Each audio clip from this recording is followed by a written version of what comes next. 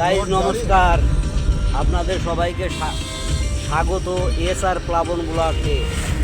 আপনারা সবাই আমার চ্যানেল দেখবেন, লাইক কমেন্ট শেয়ার করবেন। দেখুন, আমরা এখন 4 চাকা করে বারাসাতের দিকে যাচ্ছি। বারাসাত, ঠিক আছে, বারাসাতের দিকে যাচ্ছি।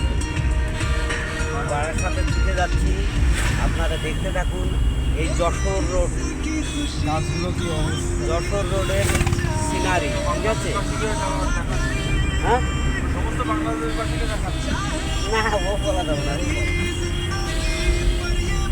গাছগুলো কি অবস্থা, গাড়ি একে সংশোধন হবে না গাছগুলো।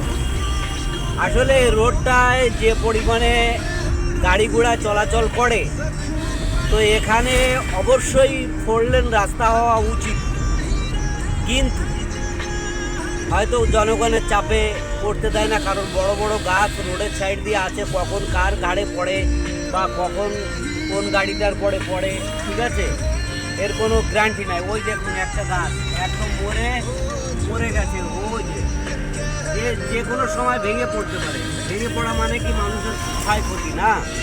এই জন্য এইসব গাছগুলো কেটে অবশ্যই হাইওয়ে রোড করা উচিত, কারণ যে পরিমাণে 4 চাকা গাড়ি, বড় গাড়ি, ছোট গাড়ি, মানে সব সময় আর কি লোক চলতে থাকে। তাই এই জন্যে এই যশোর রোডটাকে অবশ্যই বড় করা উচিত। আপনারা সবাই দেখুন, দেখতে থাকুন।